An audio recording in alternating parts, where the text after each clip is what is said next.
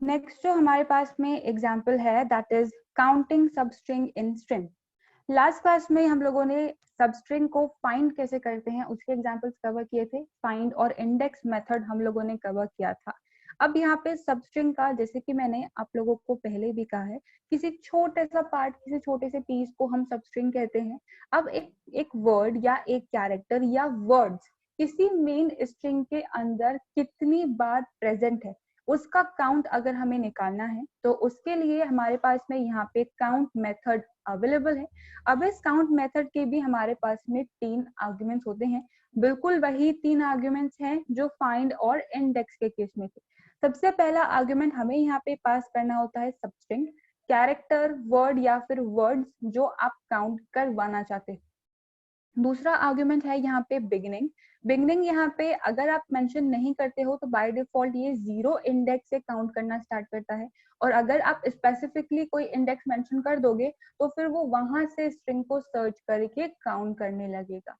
Last जो इसका argument है दैट इज एंडिंग इंडेक्स। अगर हम इससे एंडिंग इंडेक्स को मेंशन नहीं करते हैं तो ये पूरी लेंथ ऑफ द स्ट्रिंग तक चेक करेगा, और अगर कोई स्पेसिफिक इंडेक्स हमने मेंशन किया है तो उस इंडेक्स तक ही ये काउंट की वर्किंग को एग्जीक्यूट करेगा।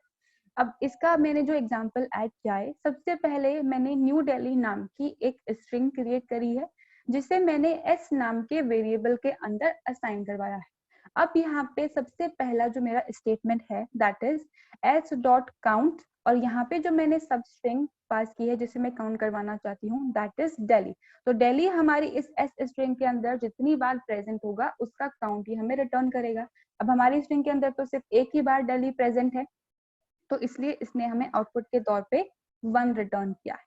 Moving on with the next statement, print S dot count E comma 0। अब यहाँ पे मैं ई को सर्च करवा रही हूँ इस एस स्ट्रिंग के अंदर, और मैंने जो बिगिनिंग इंडेक्स दिया है, स्टार्टिंग इंडेक्स दिया है दैट इज 0, यानी कि स्टार्ट से लेके एंड तक कंप्लीटली ई जितनी बार भी प्रेजेंट होगा ये उसका काउंट हमें रिटर्न करेगा। तो यहाँ पे एक ई तो न्यू के अंदर है और दूसरा ई दिल्ली के अंदर है, तो यहाँ पे टोटल काउंट हमारे पास में ट्रू आएगा as output. Now same goes for the next statement. अब यहाँ पे मैंने तीनों आर्ग्यूमेंट्स पास किए हैं। मैं ई को सर्च करवाना चाहती हूँ एस के अंदर, लेकिन यहाँ पे 0 मैंने स्टार्टिंग इंडेक्स दिया है और एंडिंग इंडेक्स मैंने दिया है 3। तो 0 से थर्ड इंडेक्स के बीच में ई जितनी बार भी प्रेजेंट है उसका काउंट ये हमें रिटर्न करेगा। तो यहाँ पे 0 से थर्ड इंडेक्स के बीच में सिर्फ एक ही बार ई प्रेजेंट है तो आउटपुट आया है 1। तो बेसिकली अगर आपको कहा जाए कि आपको कैरेक्टर्स की फ्रीक्वेंसी निकालनी है ना, तो हर एक कैरेक्टर कितनी बार प्रेजेंट है उसका काउंट निकालना होता है, तो हम इस काउंट फंक्शन की हेल्प से इजीली कैलकुलेट कर सकते हैं। That is the usage of count function. इस फंक्शन के अंदर किसी को कंफ्यूजन?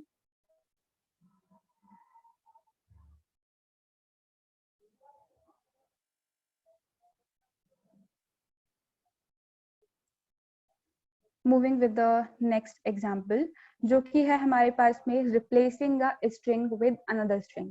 अब यहाँ पे मैंने एक स्ट्रिंग क्रिएट करी, ठीक है। अब वो स्ट्रिंग जो है वो गलती से मैंने कोई दूसरा वर्ड वहां पे असाइन कर दिया। अब मैं हमेशा से कहती आई हूँ कि जो स्ट्रिंग है वो इम्यूटेबल है, मतलब अगर आपने एक बार कोई स्ट्रिंग क्रिएट करके असाइन कर दिया तो फिर वो स्ट्रिंग वैसी ही रहेगी, आप बीच में कैरेक्टर्स को चेंज नहीं कर सकते। तो यहाँ पर चेंज नहीं करने के कंसेप्ट को अगर हमें अप्लाई करना हो, जैसे तैसे हमें स्ट्रिंग में कुछ चेंजेस इंप्लीमेंट करने हैं, तो उसके लिए हम रिप्लेस मेथड को काम में ले सकते हैं। बेसिकली रिप्लेस क्या करेगा, जो भी गलत वर्ड हमने इनपुट किया है हम उसको किसी दूसरे वर्ड से रिप्लेस करवा सकते हैं। लेकिन रिप्लेस के साथ में एक प्रॉब्लम है, और प्रॉब्लम ये है कि जितनी बार भी वो वर्ड प्रेजेंट होगा सारी जगह रिप्लेसमेंट ऑपरेशन परफॉर्म किया जाएगा। तो यहाँ पे अगर मैं सपोज एक स्ट्रिंग के अंदर मैंने द लिख दिया है गलती से और उसको अब मैं इज बनाना चाहती हूँ, तो जितनी बार भी स्ट्रिंग के अंदर द लिखा होगा वो सब जगह वहां पे इज प्लेस हो जाएगा। तो अगर कुछ स्पेसिफिक स्ट्रिंग को, स्पेसिफिक वर्ड को हमें रिप्लेस करवाना हो तो उसके लिए हम इस मेथड को काम में लेते हैं। इस मेथड के हमारे 2 आर्ग्यूमेंट्स होते हैं। सबसे पहले हमें वो स्ट्रिंग लिखनी है जो हम रिप्लेस करवाना चाहते हैं, और दूसरा आर्ग्यूमेंट होगा हमारी वो स्ट्रिंग जिससे हम रिप्लेस करवा रहे हैं। तो अब इस फंक्शन के एग्जीक्यूशन के लिए मैंने एक स्ट्रिंग क्रिएट करी है, this is a beautiful city, जिसे मैंने एस नाम के वेरिएबल के अंदर असाइन करवाया है। अब यहाँ पे मैंने दो और वेरिएबल्स क्रिएट किए हैं S1 एंड S2। इस S1 के अंदर मैंने सिटी असाइन करवाया है और S2 के अंदर मैंने फ्लावर असाइन करवाया है। बेसिकली यहाँ पे जो मैंने स्ट्रिंग क्रिएट करी है, मैंने सिटी गलती से लिख दिया है, यहाँ पे फ्लावर आना चाहिए। तो अब अगर आप चाहो तो डायरेक्टली स्ट्रिंग्स को भी काम में ले सकते हो इस रिप्लेस फंक्शन में, या फिर आप वेरिएबल्स के नेम भी काम में ले सकते हो। मैंने दोनों के एग्जाम्पल्स यहाँ पे मेंशन की। तो सबसे पहले हमें क्या लिखना है, स्ट्रिंग जिसपे हम रिप्लेस ऑपरेशन परफॉर्म करवाना चाहते हैं। तो s डॉट रिप्लेस, वो स्ट्रिंग जो हमें रिप्लेस करवानी है, तो हमें सिटी को रिप्लेस करवाना है, तो S1 कॉमा S2 यानी कि वो स्ट्रिंग जिससे हम रिप्लेस करवाना चाहते हैं। तो अगर आप चाहो तो किसी वेरिएबल में इसको असाइन करवा लो और उसके बाद उसे प्रिंट करवा लो। मैंने डायरेक्टली प्रिंट स्टेटमेंट में लिखा है। तो जहां जहां पे भी इस s स्ट्रिंग में सिटी प्रेजेंट होगा, वो अब फ्लावर से रिप्लेस हो जाएगा। लेकिन यहाँ पे हमारी जो स्ट्रिंग है उसमें सिटी सिर्फ एक ही बार प्रेजेंट है, तो सिर्फ एक ही बार वहां पे फ्लावर आएगा। सिमिलरली मैंने एक और एग्जांपल यहाँ पे मेंशन किया है, s dot replace is comma at. इस s स्ट्रिंग में इस जितनी बार भी प्रेजेंट है, मैंने उसे रिप्लेस करवाया है एट से। तो अब यहाँ पे जो हमारी मेन स्ट्रिंग है वहां पे इस दो बार प्रेजेंट है, एक तो यहाँ इंडिविजुअल वर्ड और एक यहाँ, तो दोनों जगह क्या होगा, इस एट से रिप्लेस हो जाएगा। तो अब यहाँ पे जो आउटपुट आएगा, that is that at a beautiful city. तो किसी भी स्ट्रिंग को या कैरेक्टर को भी अगर आपको रिप्लेस करवाना है या मल्टीपल वर्ड्स को आपको रिप्लेस करवाना है, तो वो आप इस फंक्शन के थ्रू करवा सकते हो। That is replace method. इस मेथड के अंदर किसी को कुछ कंफ्यूजन?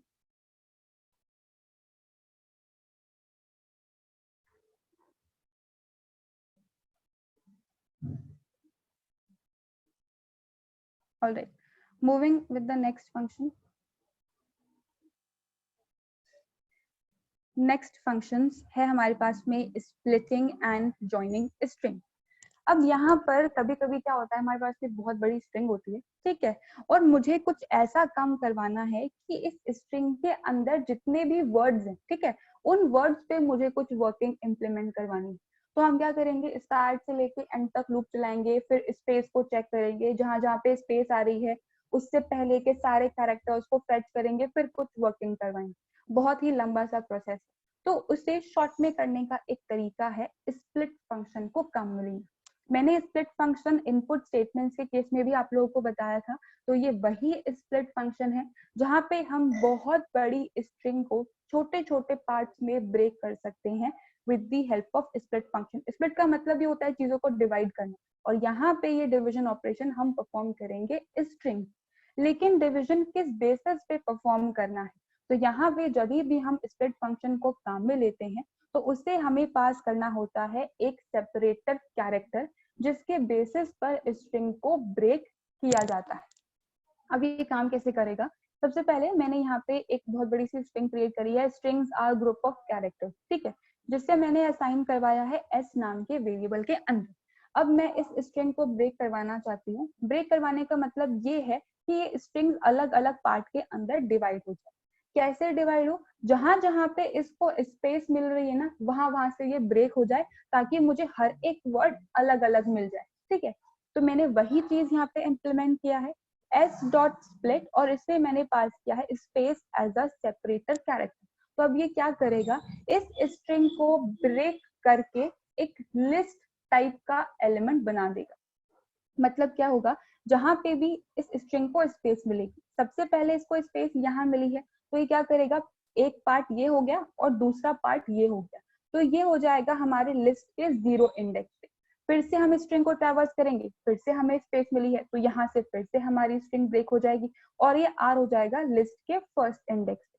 फिर से स्पेस मिली है, फिर से स्ट्रिंग ब्रेक होगी, ये ग्रुप आ जाएगा हमारे लिस्ट के सेकंड इंडेक्स पे, ये लिस्ट के थर्ड इंडेक्स पे और ये लिस्ट के फोर्थ इंडेक्स पे। तो यहाँ पे हम जब भी स्ट्रिंग पे स्प्लिट फंक्शन को अप्लाई करते हैं, तो यहाँ पे क्योंकि अब स्ट्रिंग ब्रेक होके मल्टीपल पार्ट हो चुके हैं, तो ये स्प्लिट क्या करता है, उन सारे पार्ट्स को कंबाइन करके एक लिस्ट हमें रिटर्न करता है। तो यहाँ पे जो हमारे पास में फर्स्ट आउटपुट आएगा वो कुछ इस तरीके का आएगा, लिस्ट को आइडेंटिफाई करने का तरीका क्या है, स्क्वायर ब्रैकेट, स्क्वायर ब्रैकेट के अंदर कॉमा सेपरेटेड वैल्यूज। अब यहाँ पे लिस्ट के अंदर कॉमा सेपरेटेड वैल्यूज हैं और हर एक वर्ड हर एक इंडेक्स पर आ चुका है। तो स्प्लिट का फंक्शन यही है, एक स्ट्रिंग को ब्रेक करके उसे लिस्ट के अंदर कन्वर्ट कर रहा है basically.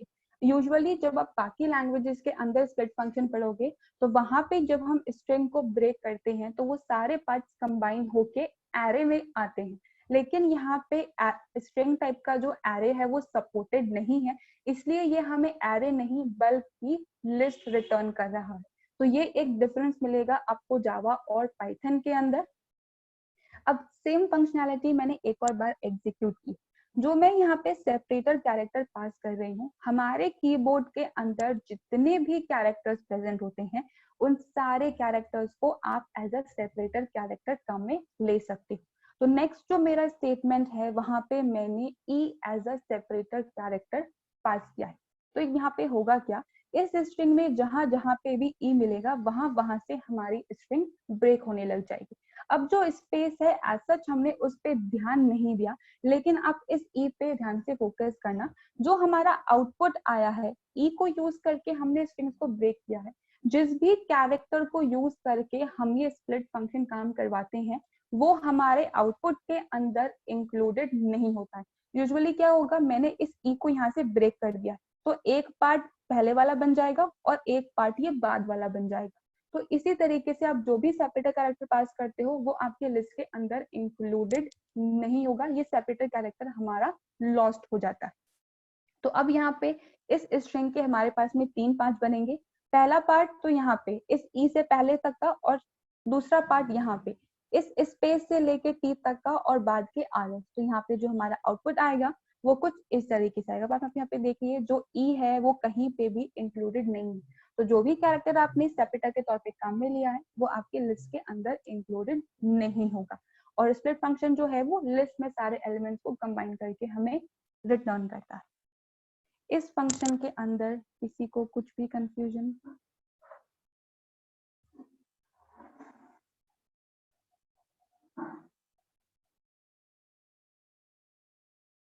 Alright, moving with the next function जो कि है हमारे पास में जॉइन। अब यहाँ पर कभी कभी क्या होता है, हमारे पास में अलग अलग एलिमेंट्स होते हैं और उन अलग अलग एलिमेंट्स को कंबाइन करके हमें एक सिंगल स्ट्रिंग फॉर्म करनी है, जैसे कि लिस्ट है, टपल है या फिर सेट है। अगर स्ट्रिंग टाइप की लिस्ट मैंने क्रिएट की है, स्ट्रिंग टाइप का टपल मैंने क्रिएट किया है और स्ट्रिंग टाइप का ही सेट मैंने क्रिएट किया है, इन सब के अंदर अलग अलग इंडेक्सेस पे अलग अलग वैल्यू प्रेजेंट होगी। अब मुझे लूप चला के अलग अलग इंडेक्सेस से काम नहीं करवाना, सबको कंबाइन करके एक सिंगल स्ट्रिंग बना दो और फिर मैं उसको प्रिंट करवाऊंगी। तो अगर हमें अलग अलग स्ट्रिंग के पार्ट्स को कंबाइन करके एक सिंगल स्ट्रिंग में कन्वर्ट करना है तो उसके लिए हम जॉइन मेथड को काम में लेते हैं। यहाँ पे जो मैंने एग्जाम्पल लिखा है वो मैंने लिस्ट की हेल्प से लिखा है। आप सेम एग्जाम्पल सेट पे भी इम्प्लीमेंट कर सकते हो और टपल पे भी इम्प्लीमेंट कर सकते हो। एरे पे नहीं होगा क्योंकि एरे में यहाँ पे स्ट्रिंग एरे नहीं होता है। अगर आपने कैरेक्टर टाइप का एरे बनाया है और फिर आप वर्किंग करवाते हो तो वो भी काम करेगा।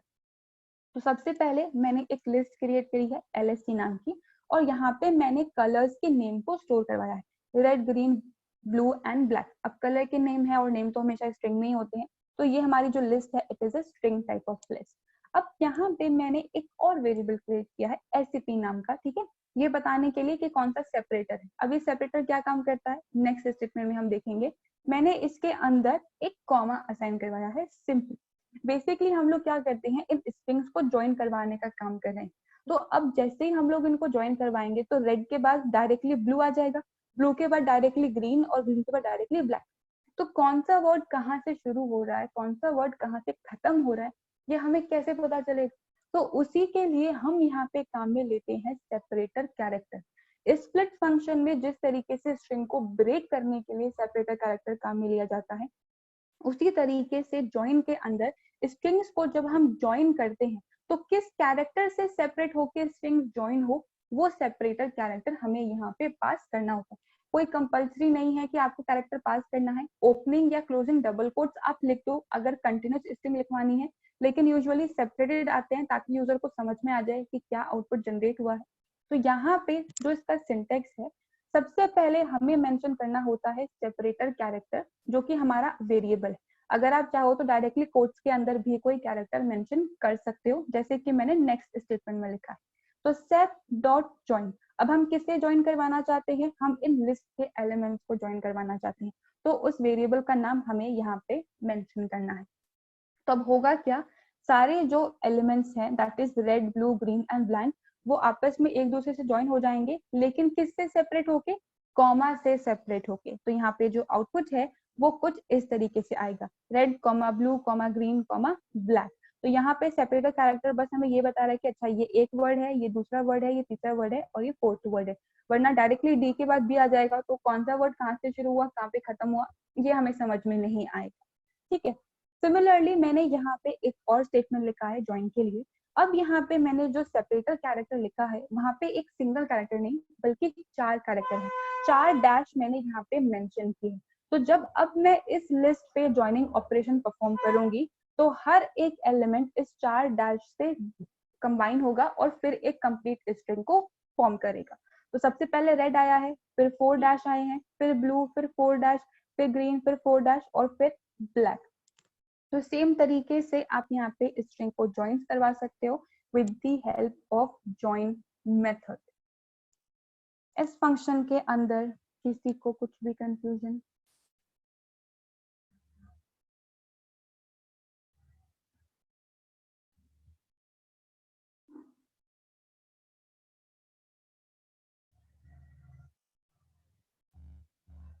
Alright, moving with the next function. Next जो हमारे पास में एग्जांपल है that is checking starting and ending of string. अब इसका पहले मैं आपको एग्जांपल बताती हूँ कि यूसेज क्या है। हमारे कॉलेज के अंदर तो एज सच हम लोग कोई डिवीजन करते नहीं है बैचेस का, मतलब बैच 1, बैच 2, बैच 3 इस हिसाब से हम लोग चॉइस कर देते हैं। लेकिन अगर हम किसी दूसरे कॉलेज की बात करते हैं जहाँ पे स्टूडेंट्स का काउंट बहुत ज्यादा होता है, सपोज मैं जीसीए का एग्जाम्पल लेती हूँ, तो वहां पे क्या होता है जब भी स्टूडेंट्स एनरोल होते हैं कॉलेज के अंदर तो बैच 1, बैच 2, बैच 3, बैच 4 ऐसा नहीं होता। वहां पे क्या होता है, हम लोग चेक करते हैं कि ए से लेके डी तक के नेम पे कितने स्टूडेंट्स हैं। जितने भी ए से लेके डी तक के नेम के स्टूडेंट्स होंगे उनको क्या करेंगे, ए सेक्शन के अंदर रख देंगे। ई से लेके के तक के नेम के जितने भी स्टूडेंट्स होंगे उनको बी सेक्शन के अंदर रख देंगे। फिर एल से लेकर एस तक के जितने भी स्टूडेंट्स होंगे उन्हें सी सेक्शन में रख देंगे, और अब बचे हुए जेड तक के जितने भी स्टूडेंट्स हैं उन्हें डी सेक्शन में रख देंगे। तो जीसीए के अंदर इस टाइप का डिवीजन फॉलो किया जाता है। अब डिवीजन को करने के लिए पहले पता तो लगाना पड़ेगा ना कि नेम किससे स्टार्ट हो रहा है, ए से, बी से, सी से, डी से, किससे नेम स्टार्ट हो रहा है। तो कोई एक स्पेसिफिक स्ट्रिंग किसी स्पेसिफिक वर्ड या कैरेक्टर से स्टार्ट हो रही है या नहीं, उसको चेक करने के लिए स्टार्ट्स विद मेथड को काम में लिया जाता है। सिमिलरली हमारी जो मेन स्ट्रिंग है वो किसी एक स्पेसिफिक वर्ड या कैरेक्टर से एंड हो रही है या नहीं, उसके लिए एंड्स विद मेथड को काम में लिया जाता है।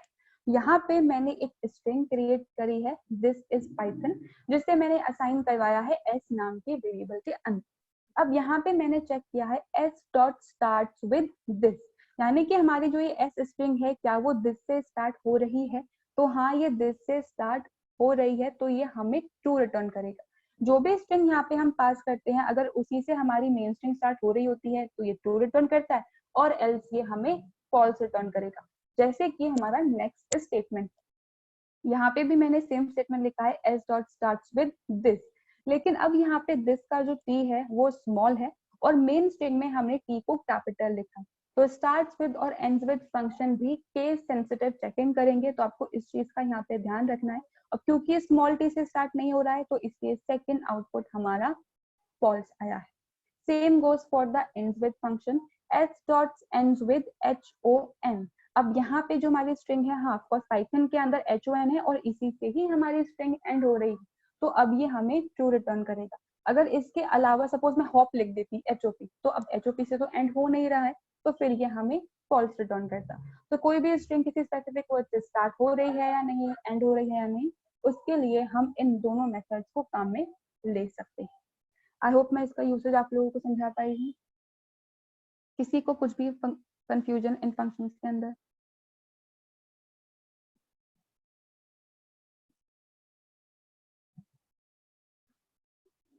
Okay, moving on with the next example, जो कि है हमारे पास में string testing methods.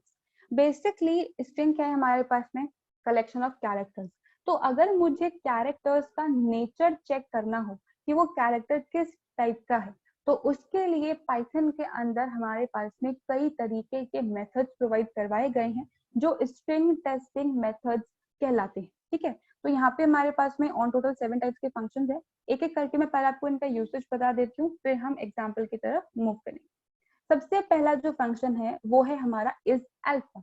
Is alpha का सिंपली मतलब इतना सा है कि जो भी स्ट्रिंग पे हम काम करवा रहे हैं, क्या उस स्ट्रिंग के अंदर सारे अल्फाबेट्स प्रेजेंट है। अल्फाबेट्स मतलब कैपिटल ए से कैपिटल जेड, स्मॉल ए से स्मॉल जेड। ठीक है, तो अगर पूरी स्ट्रिंग के अंदर सिर्फ अल्फाबेट्स प्रेजेंट होंगे तो ये फंक्शन हमें ट्रू रिटर्न करेगा, वरना ये फंक्शन हमें फॉल्स रिटर्न करेगा। नेक्स्ट फंक्शन है हमारे पास में इस डिजिट।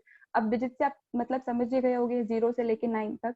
तो अगर हम किसी ऐसे स्ट्रिंग को चेक कर रहे हैं जहां पे 0 से लेके 9 तक के डिजिट ही सिर्फ प्रेजेंट है, तो ये फंक्शन हमें ट्रू रिटर्न करता है, वरना ये फंक्शन हमें फॉल्स रिटर्न करेगा। नेक्स्ट जो फंक्शन है हमारे पास में दैट इज एलनम। अब एलनम का मतलब है यहाँ पे अल्फा न्यूमेरिक, मतलब हम ऐसी स्ट्रिंग को चेक कर रहे हैं जहाँ पे अल्फाबेट्स भी प्रेजेंट है और डिजिट्स भी प्रेजेंट है। अगर सिर्फ अल्फाबेट प्रेजेंट होंगे और एलनम कम मिलोगे तो फॉल्स रिटर्न करेगा। अगर दोनों प्रेजेंट होंगे तो ही ये हमें ट्रू रिटर्न करेगा, वरना फॉल्स रिटर्न करेगा। Moving on with the next function जो कि है इज लोअर। जिस भी स्ट्रिंग पे हम काम करवा रहे हैं, अगर वहां पे सारे कैरेक्टर्स लोअर केस में हैं तो ये हमें ट्रू रिटर्न करेगा, वरना फॉल्स। और इसी का ही जस्ट ऑपोजिट फंक्शन है इज अपर। जिस भी स्ट्रिंग पे हम काम करवा रहे हैं, अगर उसमें सारी स्ट्रिंग कंप्लीट जितने भी कैरेक्टर्स हैं वो अपर केस में है तो ये हमें ट्रू रिटर्न करेगा, वरना फॉल्स। अब यहाँ पे नेक्स्ट फंक्शन है इज टाइटल। टाइटल हमने एक फंक्शन कवर किया था टाइटल केस में कन्वर्ट करने के लिए स्ट्रिंग को। तो जो भी स्ट्रिंग हमने क्रिएट की है, अगर वो टाइटल केस के अंदर प्रेजेंट है, यानी कि हर वर्ड का फर्स्ट लेटर कैपिटल है और बाकी सारे स्मॉल है, तो ये फंक्शन हमें ट्रू रिटर्न करेगा, वरना ये हमें फॉल्स रिटर्न करेगा। Now moving to the last function जो कि है इज स्पेस फंक्शन। हम एक ऐसी स्ट्रिंग से डील कर रहे हैं जिसमें सिर्फ और सिर्फ स्पेस प्रेजेंट है और कुछ भी प्रेजेंट नहीं है, तो ये फंक्शन हमें ट्रू रिटर्न करेगा, वरना ये फंक्शन हमें फॉल्स रिटर्न करेगा। तो ये स्ट्रिंग से रिलेटेड कुछ टेस्टिंग मेथड हमारे पास में अवेलेबल है।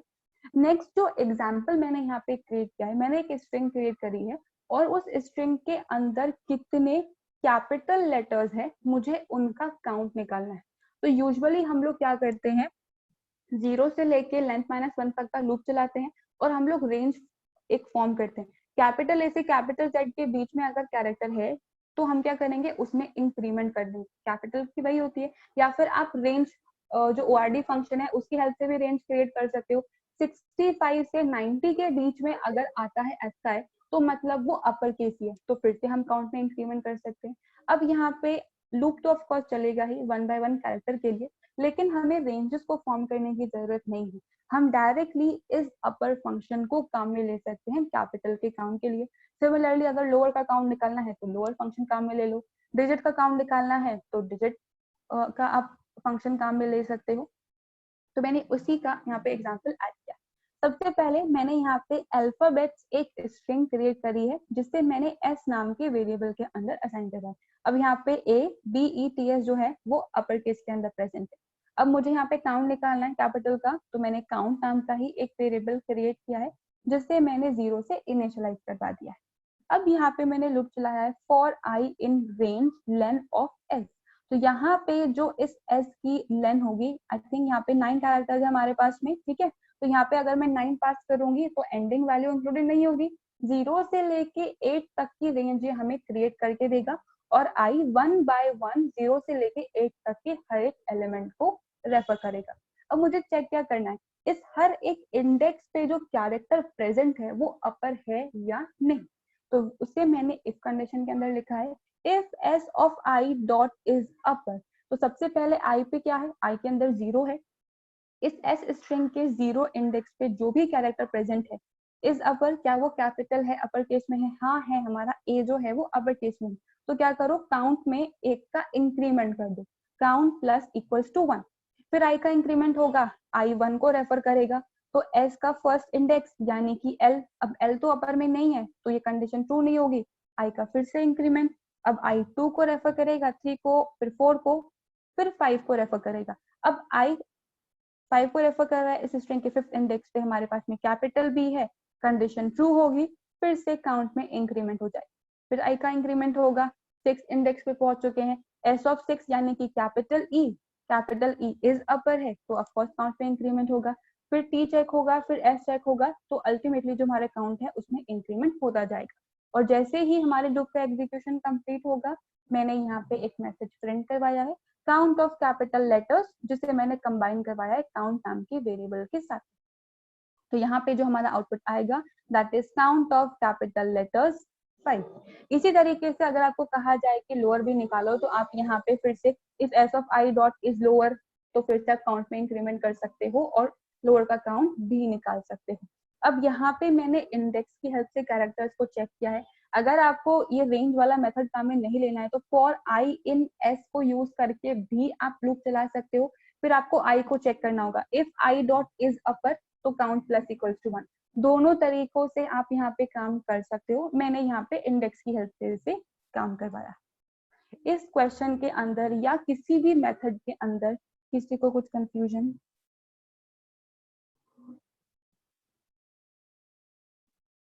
सबको क्लियर है ये मेथड्स?